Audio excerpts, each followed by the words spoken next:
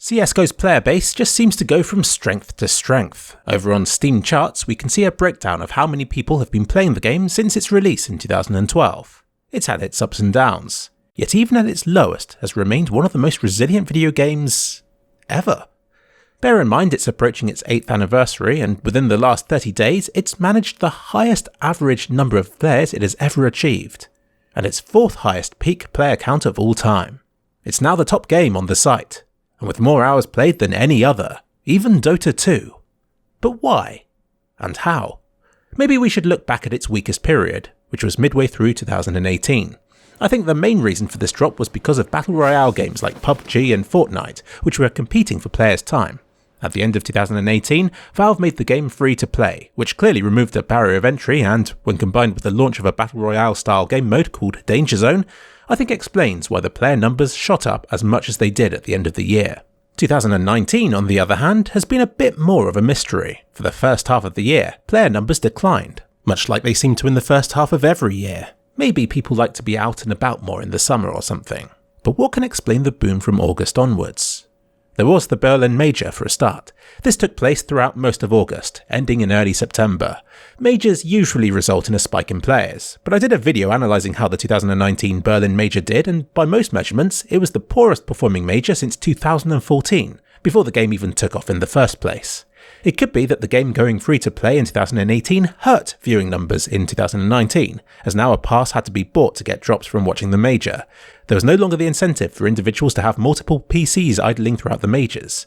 2019's viewing figures might have dropped, but it might actually have become a more accurate representation of how many were watching them. So in short, the major may still have caused a jump in player numbers, despite it appearing as one of the least viewed majors the game has had.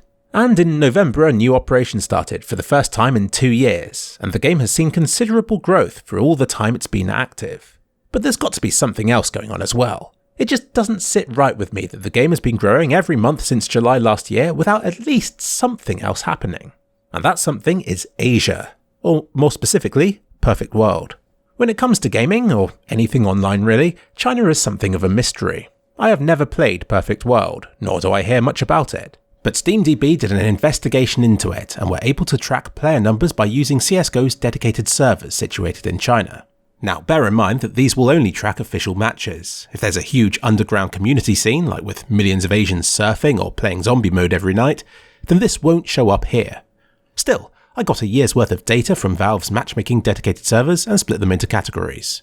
Believe it or not, the number of players in Europe and America actually dropped in 2019. Down by as much as 27% in the middle of the year, and while they picked up towards the end again, they still ended lower than they had started.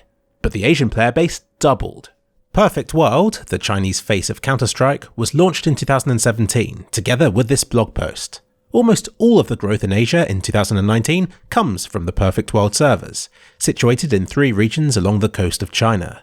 All 3 server locations started with about 10,000 players average, and ended the year with 30,000. That's where Counter-Strike's growth has been this year. It does explain why Valve is so keen to have Chinese-friendly versions of all the weapon skins included in the game.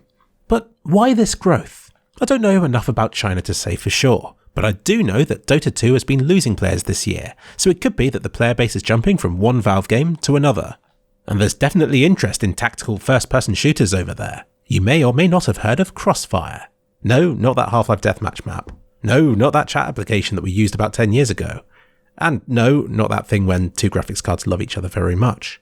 I'm talking about one of the biggest games in the world, with 660 million registered players worldwide.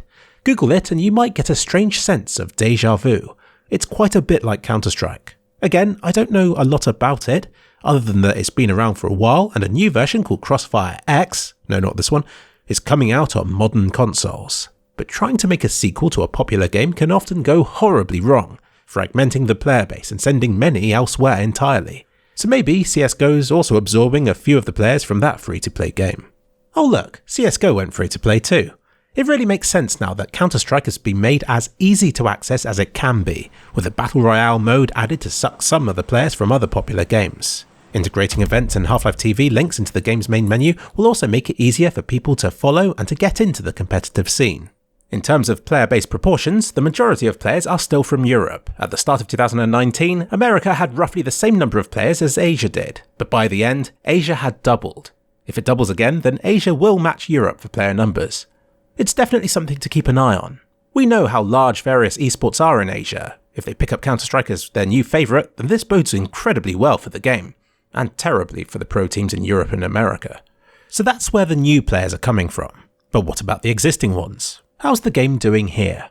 I've always used Reddit as an indicator of how the game's doing, and from my observations, the people on the CSGO subreddit are more interested in watching it as an esport than they are about playing it. Just last month, 4 out of the 5 highest peaks on esports channels on Twitch were from CSGO. It's just that when it comes to playing the game, I think that people here have been there, done that. They've reached a high rank, they've played the game a lot, and now find it more fun to follow their favourite teams than to boot up a new match. I'm sure a lot of people are still playing it as well. You only have to start up a match and you can see that. I just think the hype has died down, just as it eventually does with every game. It's then typically replaced with criticism and explanations for why it's not as fun to play as it used to be. But I think CSGO has moved beyond even that stage. I think the player base can agree that, in its current state, it's an extremely polished and playable game. And now that the game's received a new operation, I don't think they can think of much that Valve could do to make them want to play it more. So until the game can find a way of poaching more players from other titles, or ways of bringing old fans back to it again, it seems like new players from Asia is the game's best hope for growth. But will this ever impact us here? Will Asian teams start dominating in the majors? Will this bring a new competitive rivalry like we used to see between European and American teams? Or will Perfect World remain separate from the rest of the world? I guess we'll find out. Valve have the stats, only they really know how many people are playing what, whether Danger Zone is a success, whether CSGO is attracting new players from old games, and if so, which ones. Whatever's happening, it's definitely worth being aware of Perfect World, and how it's grown so much in the past year that it's managed to bring CSGO as a whole to new heights, even going as far as to top the Steam charts.